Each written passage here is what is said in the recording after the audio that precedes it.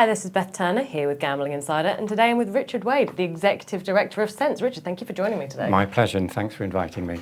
In August, it will be the 10-year anniversary of S.E.N.S.E. Congratulations on that. Yes, thank you. I mean, S.E.N.S.E, for those who don't know, it stands for Self-Enrolment National Self-Exclusion, which is the national self-exclusion scheme for the British casino industry. So you enrol into the scheme in one casino, and it covers all 110 casinos as we've now got in the country. So yes, 10 years ago, it's flown by, but here we are. Now, you've been in the gaming industry for over 40 years and in compliance for 30. How has the industry changed in the time that you've been in it? Well, yes, 46 years. It's, it's sort of strange that I still think of the 2005 Act. It's been in place for 20 years now, but I still call it the New Act because much of my early life, certainly in compliance as well, was under what we call the old Act, which was the 1968 Gaming Act, which I think was written on parchment back then. So without boring you with some of the hideous restrictions about no advertising and no live entertainment, for example, one of the big restrictions then was that if you wanted to go to a casino, you had to become a member. And even then, you had to wait 48 hours afterwards before you could actually come into the casino and go anywhere near the tables. And that applied to every single casino individually. So it was quite restrictive, but I was only thinking the other day, it actually perversely led to the creation of self-exclusion, whether it did create it for the wider world, but certainly within the casino industry, because not only did casinos then have to have very strict entry controls to stop people coming in, those very same controls kept people out. It shouldn't be there. And somewhere along those lines, so far back, self-exclusion sort of evolved, whether it started with people being allowed to suspend their membership or just cancel their membership, or whether they were encouraged to do so. But I do know, I mean, it was about 25 years ago, I was doing some research, and I stumbled on a leaflet from 1986, which was issued by the then trade association, the British Casino Association, which gave some sort of basic standard rules that had been agreed for self-exclusion, which included the 6-month minimum exclusion period that applies across the entire industry to this day. So I guess it shows that the casino sector, self-exclusion has been part of its DNA for, well, now 40 years, maybe even longer than that. So it probably wasn't any great surprise that we were the first to evolve into national group self-exclusion across the entire sector, because it was kind of almost a natural progression. It probably wasn't a coincidence also that the bingo industry wasn't too far behind us, because they were under the same membership rules under the old Act as well. So we kind of mirrored each other in terms of that sort of compulsory membership. But as I said, as a side benefit, self-exclusion rose from the ashes, as it were, and is still with us today in the form that we now know it. Absolutely, and it must have been very interesting, I guess, the change in self-exclusion from, I guess, the pre-internet to today, going from physical paper to having these online databases and that kind yes, of stuff. I mean, as you said, I'm old enough to predate the internet, but self-exclusion is pretty much as well. I mean, yes, it was all membership done on paper back then.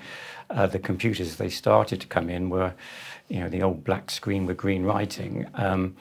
It was really, I suppose, what changed dramatically in to be able to manage self-exclusion were two things.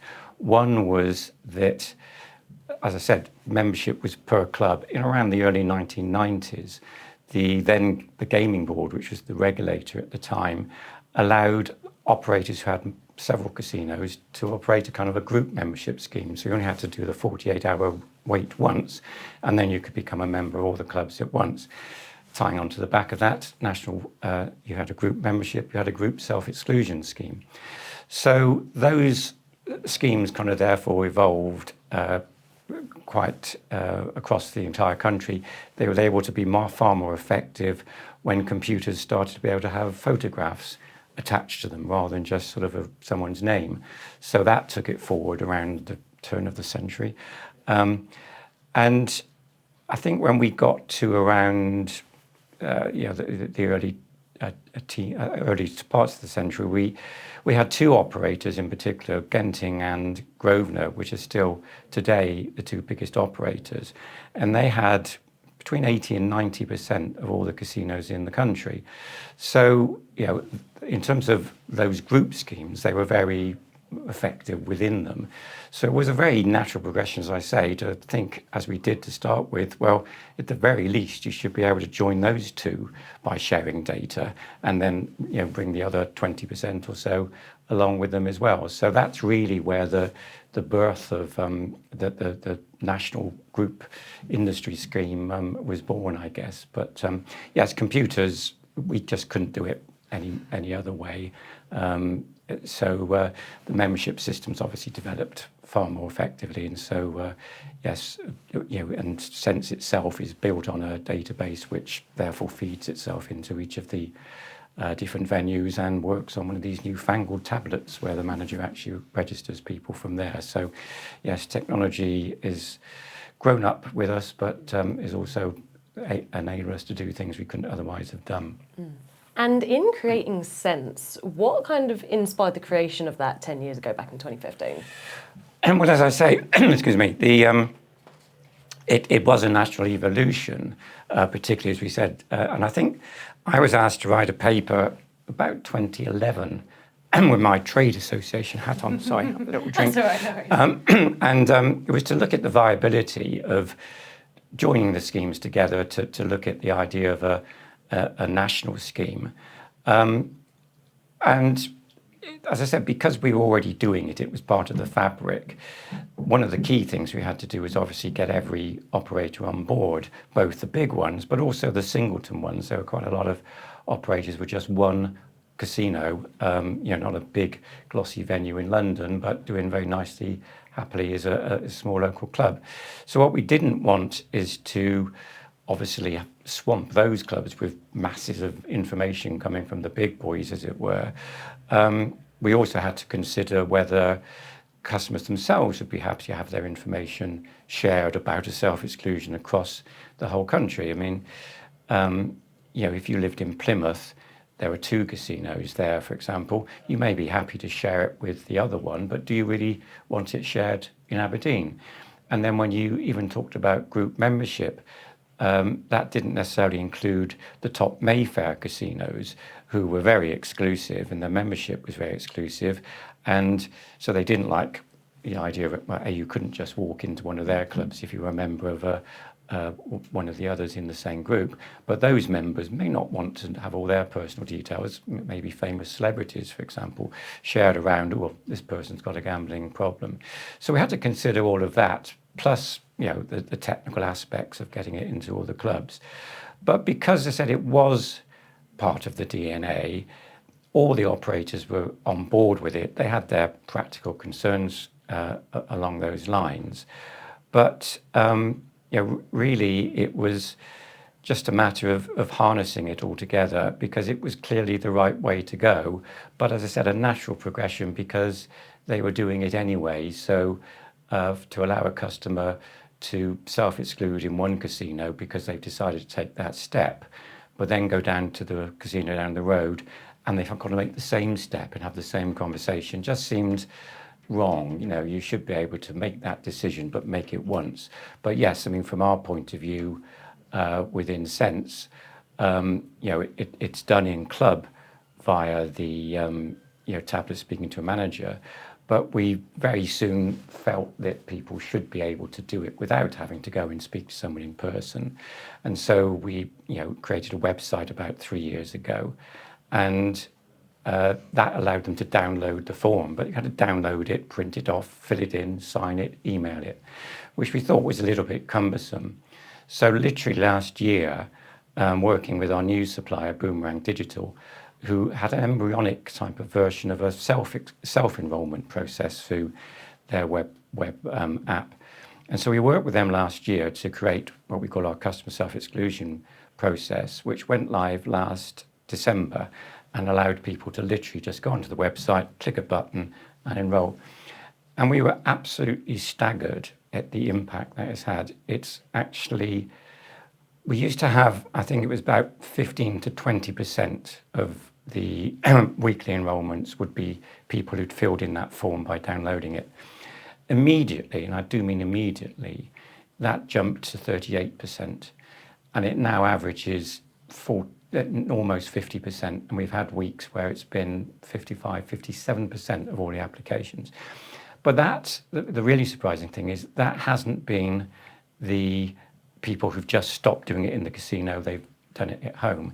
We've actually increased the number of people enrolling by 50%, and that's been consistent. And we were very sort of flatlined, it was a very consistent number. It's increased by that amount. And the only reason that seems to be, because we're not advertising or marketing or doing special offers, buy one exclusion, get two free or whatever. You literally have to go onto our website, which is a dedicated self-enrollment site, self-exclusion.com. So you have to have been looking for it. And we do feel people, when they felt they want to exclude, coming out of a casino when they've got home or the next morning, seeing that it was perhaps a bit clunky, thought, I'll do that tomorrow, and tomorrow never comes. We see photographs now quite often that people add to their enrolment of them sitting in a car or they're sitting up in bed, which means it's probably on the way home, because they can do it there and then. And that's, it's a huge thing really to think that maybe people before were being deterred because they've had obstacles or such like put in their way because it was a clunky old process and they didn't want to go to the casino to do it, or they put it off. And as I said, maybe they did do it another time, but maybe they didn't. So that's been a huge development from our point of view, which has been great. And the next stage we're taking with that is to allow them to actually open an account, as it were, or set up an account on that website, which will allow them to monitor, manage their exclusion. They can do an extension then from the exclusion, and they could renew it at the end of the period. That's something we should have in place in the next couple of months. So yes, the computers in the agility of software now to be able to do those sort of things, wouldn't it be nice to do this? Oh yes, that's possible. Whereas, years ago, you just couldn't have dreamed of what's possible now. So yes, it's been great. But what's also important, you can't take away from the importance of the operators is, their total acceptance of sense all the way through, because it's always been part of their fabric. But even that, when we say, it's increased self-exclusions by 50%, there's no thought of pushback from anyone saying, we're losing customers to sense what they're up to. It's actually been very positive. I meet with them every month, a group of them, or every 4 months, the entire sector, and everyone accepts and agrees that it's a good thing. That these people obviously were looking for help, and we've handed it to them in the most convenient and easy way that you can do, and that's got to be good. So yes, technology is become the present, and it certainly will become the future, and we're trying our best to use it as best we can. Fabulous. So there are some really interesting conversations that I see, and I see this more in the US, but obviously it comes here as well, that sometimes when there are different self-exclusion schemes, sometimes people can get lost in the cracks. Oh, they've self-excluded here, but they can just go over there. And there's a lot of conversations I see between keeping players safe, making sure that that information is out there and widely available, but also it is sensitive player data and making sure that data doesn't go to the wrong people that don't need it. How do you kind of strike that balance? Well, as I said, it's one of the reasons we went with a national scheme, because we could. It was very easy to just use national membership schemes to become national self-exclusion schemes. And we did very much. We weren't looking to reinvent the wheel by setting up something completely different that worked differently. We very much blended it into the way that they operate. But sharing the data is crucial to it. So obviously we need the customer's consent is very clearly defined. They have to sign their consent. If somebody, we don't do them over the phone. People can't just ask to be by a phone call. And now we've got the self-enrollment. That doesn't make it inconvenient for them, but they do have to give their consent. And the database itself is firewalled to the end of its life to stop it obviously being leaked.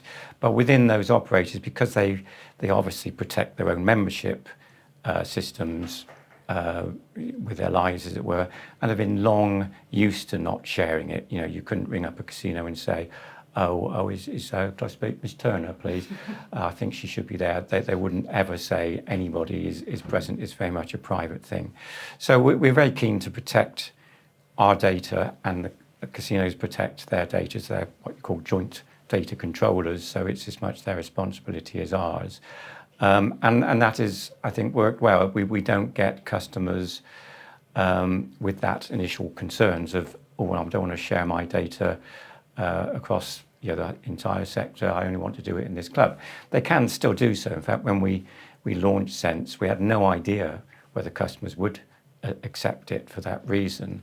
So we did still allow them to exclude locally if they wanted to, or just with an operator. And that's still there, but very quickly S.E.N.S.E became the default setting, as it were. And I said, it just makes it easier than having different, I know other sectors have to do what they have to do because of the way they work, and it's not a criticism at all. But in terms of, I want to exclude, that covers all the casinos. You don't have to sort of have a lot of conditions, or it doesn't do that one, or it doesn't do that area, or it doesn't do this on a Friday, or whatever. It's a one-off, and you're then covered in all casinos, and that's it. And that seems to work. I mean, obviously some people, try to get out of it and say, oh, I didn't realise it was everyone, I don't want to. But, the rules are very clear, and they then have to serve out their time, as it were. But by and large, it's how it should be, and it's as tidy and simple as it can be for everyone, and the data is certainly as secure as it could possibly be. So there's a very interesting difference, I guess, between self-exclusion in a land-based setting and self-exclusion in an online setting. We've seen more conversations about websites that are, top 10 GAM-stop-free online casinos. Right. You see things like that where there is like a circumnavigation of self-exclusion. Whereas in a land-based setting, I guess that can't really happen. Unless there is a casino that's unlicensed somewhere. How does it kind of differ between land-based and online? It is, and I mean, to their credit, GAM-Stop came along 3-4 years later, and have set up a very efficient scheme. Ironically, with the same level of efficiency that we had with membership, you have to be effectively a member of a casino site. But as you say, the difficulty they have with the fact someone can set up a website in their bedroom, in essence, you can't do that with a casino. As a comparison, I mean, there are only 18 casino operators in this country, and we're down to about 110, sadly. Casinos, about 140 odd when we started, but sadly COVID carried a heavy price. So every single one of them is licensed. Every single one of them is on site, on S.E.N.S.E. You can't just open a backstreet casino as you might do somewhere else, because the infrastructure is required, and the licensing and everything else. So we've arguably had it easier to be able to control. As I said, I think the Gambling Commission contacted us the other day, said, oh, can you send us a list of all the operations, and when you have any changes? It's like, well, we don't get any changes because sadly that 68 Act didn't quite let go of the industry when the new Act came in 2007, because the locations of casinos are still the same permitted areas. You can't just open them anywhere you want. So if you've got websites doing that, well, that's obviously down to regulators to spot them and deal with them. But, casinos, there aren't illegal casinos like that, and if they are, I don't think they'd be advertising, Gambling Commission license free. It just doesn't happen. So, yeah, I mean, whether there are people in a back street over a pub gambling illegally, again, that's something for the regulator, but they're not casinos. They are, very small little things. Proper casinos, licensed land-based casinos, are very established, and we know where they all are, and they're very much part of our fabric, and none of them would even dream of, oh, we're not going to bother with that anymore. It's just too much in their policy now.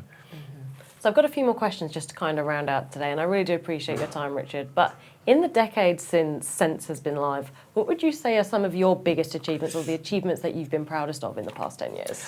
Well, I think by a country mile. Well, I said that customer self-enrollment, which only came in the last year, so you might say, what did you do for the other 9? But just getting it off the ground in the first place was a huge achievement. As I said, all of the technicals, the training and getting everything in place. It wasn't about being first. It's not bragging rights to we were first. Others have been able to learn from our experience, and we've learned also from other sector schemes that came later, which we're sort of applying now. So no one gets it right first time. But I think, we started as a desk in the trade association's offices, just someone doing the admin and the scheme, the software did its thing. When that trade association, the National Casino Forum, closed and merged with the BGC, the big trade association, ownership of S.E.N.S.E moved with it. And it's not really the way to operate, to keep banding it around like that. So in 2022, it was set up as an independent company. So it is independent of the operators, but they're very much part and parcel of how we work. So because obviously we need them to apply it. So I think that's probably a good thing that we've developed from the equivalent of a desk to 2 desks now. But but the fact that we are now set as a separate company, which can now work whatever happens to industries, trade associations, or anything going forward. We are there as the sort of centre point. But also, I think the proudest achievement beyond the technical is just that we've brought the casino operators with us. As I said, that they support it, they believe in it, they apply it, and you can't fault that. I'm sure other sectors, as you mentioned there online, I think there's 175 separate operators and goodness knows how many websites. So we're down to 18. I wouldn't call it a family, but it's as good as we all do know each other. I can name all of the contacts that we have individually. So it's easier to run it, but that doesn't make it less important. Yes, I think that's put us in a position now that we can look to the next 10 years very positively and take those developments, refine them, make sure it's as easy as possible for customers and also as easy as possible for the operators. So it works for everybody. Absolutely. It's great to kind of reflect, look back. Gambling Inside has also been looking back. It's our 15-year anniversary. Right. Happy anniversary Thank too. you, and happy anniversary to Where's you the as cake? well. We should have. I should have brought it. We'll get Callum can edit it in for us. But as you said, looking to the future as well, in the next 10 years, what do you hope to achieve with S.E.N.S.E, and how do you think compliance and responsible gaming is going to evolve as technology and trends evolve as well? Wow. Well, I suppose if you look to 10 years' time, I imagine the increasingly aging and decrepit executive director of S.E.N.S.E will have been replaced by an artificial intelligence version, the way that that's going. But I think in all seriousness, AI will play a big part if we're not all taken over by robots. But things like, and I think online can take a lot of credit for that, they play to their strengths in not being able to deal face-to-face with people, developing algorithms, player tracking, the ability to use data as their main weapon of choice, as it were, to be able to identify customers who may need to be helped at an early stage. And that's fed its way into casinos as well and other online by virtue of that. Oh, that's a good idea. Let's apply that to our slot machines. So they're using data as well. And I'm sure the more that AI develops, the more effective that will be for all sectors to be able to use that kind of technology. But I think AI will also feed into facial recognition. Whilst membership fell away in 2007, it still exists because it's not a bad thing. It's just a bad thing to make it a legal requirement and poor receptionists breaking the law if they let someone in. So now it's applied, by the casinos in their own discretion. You have the hybrid system. It maybe it's a loyalty scheme, but equally there are the bigger, wonderful destination venues with bars, restaurants, live entertainment. Which clearly lead more to an open door type of approach, but they still apply those membership controls inside the premises. But facial recognition would obviously help them. So it's not a one size fits all in any shape or form. Many casinos would never need to have it. They're quite happy with the entry controls as they apply them. But we've dabbled with facial recognition for 15 years. With different levels of success. But I think now as the cameras are so much better with HD, or no doubt will be UHD in due course, and that sort of artificial intelligence to very quickly be able to do matches, I would imagine that will become a feature as well.